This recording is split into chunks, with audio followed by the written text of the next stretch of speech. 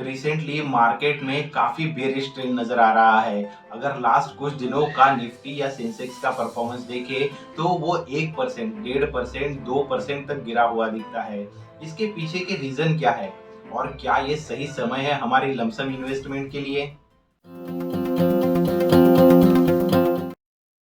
अगर केवल Nifty index को भी देखें तो निफ्टी इंडेक्स का जो लास्ट हाई था वहां से 1000 पॉइंट तक की करेक्शन अभी दिखाई दे रही है।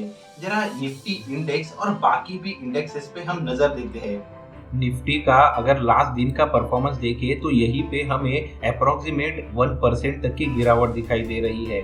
अगर एक वीक का निफ्टी का परफॉर्मेंस देखें तो हमें नजर आएगा इसमें तकरीबन 4.45 की गिरावट हमें नजर आ रही है। वैसे ही अगर मिड कैप का परफॉर्मेंस देखें तो लास्ट एक वीक में यहाँ पे -3 पॉइंट का हमें परसेंटेज डिक्रीज दिख रहा है। वैसे ही चलो स्मॉल कैप का देख लेते हैं। ये निफ्टी स्मॉल कैप का परफॉर्मेंस है। यहाँ पे देखें तो एक वीक के लिए कितना परसेंटेज डिक्रीज है वो हमें नजर आएगा। वो हम देख सकते हैं -2% का है। साथ ही में चलो फार्मा का क्या परफॉर्मेंस है वो देखते हैं। अगर फार्मा इंडेक्स का परफॉर्मेंस देखें तो एक वीक के लिए अगर फार्मा में देखें तो वो परफॉर्मेंस जो है वो हमें नजर आता है -1.8 का है।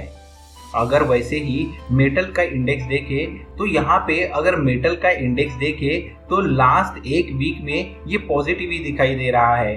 हालांकि ये डे में उसमें एक नॉमिनल 0.4% की गिरावट दिखाई दे रही है, लेकिन ओवरऑल वीक में वो अभी भी पॉजिटिव ही नजर आ रहा है। तो ये सब इंडेक्सेस देखने के बाद आपको ये समझ में आया होगा जिस तरीके से निफ्टी या सेंसेक्स में गिरावट देखने मिली है वही गिरावट बाकी इंडेक्सेस में रिफ्लेक्ट नहीं हो रही है। लेकिन जो निफ्टी सेंसेक्स ये लार्ज कंपनी के ब्लू चिप कंपनी से बना हुआ इंडेक्स है उसमें ये गिरावट क्यों आ रही है? तो इसके पीछे का एक तो रीजन है कि एफआईआई अपनी इन्वेस्टमेंट इंडियन मार्केट से निकाल रहा है। यहाँ पे जो सेलिंग आ रही है वो अभी कहाँ पे रूट हो रही है? तो उसका एक चांस है कि वो चाइना की तरफ रूट हो रही है, क्योंकि चाइना में अभी इकोनॉमिक बूस्ट के लिए काफी वहाँ की सरकार एनकरेजमेंट दे रही है।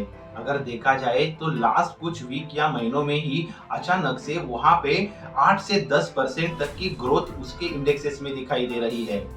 ये तो हो गया एक रीजन, लेकिन इसी के साथ ग्लोबल फ्रंट पे जो वॉर काइंड ऑफ सिचुएशन भी है वो भी काफी इंपॉर्टेंट है सभी इंडेक्सेस को डाउन करने के लिए।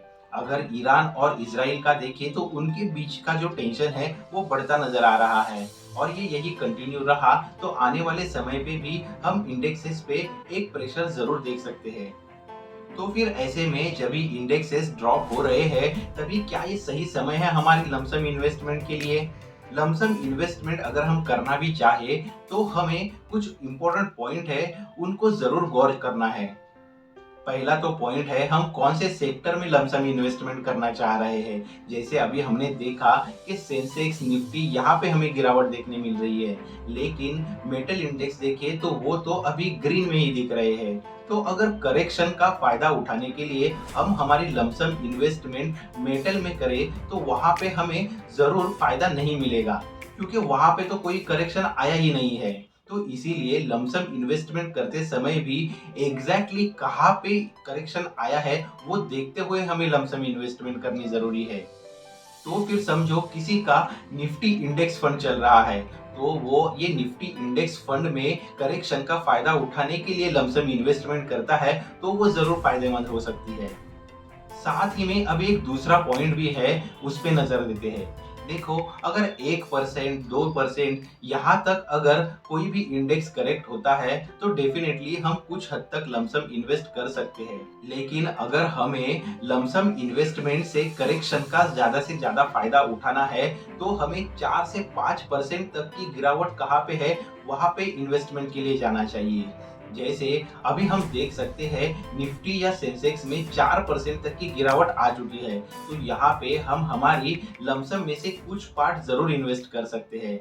लमसम इन्वेस्टमेंट करते समय और एक इम्पोर्टेंट पॉइंट है वो ये कि समझो हमारे पास 1 लाख तक की राशि है तो क्या वो सभी की सभी पूरी राशि हम वन शॉट इन्वेस्ट कर दे? तो ये कभी भी मुनासिब राय नहीं होगी, क्योंकि मार्केट का बॉटम कभी भी कोई प्रेडिक्ट नहीं कर पाएगा। तो ऐसे में हमारे लिए क्या स्ट्रेटेजी होनी चाहिए? देखो, अगर हमारे पास कोई लमसम राशि है तो उसे 3 से 4 भागों में हमें डिवाइड कर देना चाहिए। जैसे 1 लाख तक की राशि हो तो उसे 25,000 के 4 हिस्सों में अगर हम बाँट दें और उसे कुछ दिनों के गैप से अगर हम इन्वेस्ट करें तो वो एक इन्वेस्टमेंट के लिए सही तरीका हो सकता है, क्योंकि हम एक एवरेज वैल्यू ज़रूर पकड़ पाएँगे। लेकिन अगर हम बॉटम पकड़ने की कोशिश करेंगे तो वो काफ़ी मुश्किल है, क्योंकि जैसे बोला जाता है मार्केट को टाइम करना इम्पॉसिबल है उसी वजह से। लमसम के लिए और एक तरीका ये है कि समझो आपकी जो भी राशि है वो पहले से आपने किसी डेट फंड में इन्वेस्ट करके रखी हुई है, तो उसी म्यूचुअल फंड के डेट फंड से आप उसे एसटीपी के जरिए इक्विटी फंड में ट्रांसफर कर सकते हैं। एसटीपी मतलब सिस्टमैटिक ट्रांसफर प्लान। यहाँ से होगा ये कि जो भी आपकी राशि डेट फंड में है वहां से वो पीरियोडिकली ट्रांसफर होती रहेगी इक्विटी या एक्टिव फंड में, और वो हमारी इन्वेस्टमेंट को एक एवरेज वैल्यू बना के देगी। उम्मीद है आज के वीडियो से आपको लमसम इन्वेस्टमेंट के लिए जरूर कुछ न कुछ गाइडेंस मिला होगा। अगर ये वीडियो आपको कुछ भी वैल्यू ऐड कर पाया है तो इसे जरूर लाइक करें। दोस्तों, ऐसे ही finance news, money concept, investment related information ये चैनल पे आती रहती है, तो चैनल को भी आप जरूर सब्सक्राइब करें। जल्दी मिलते हैं नेक्स्ट वीडियो में। Thanks for watching.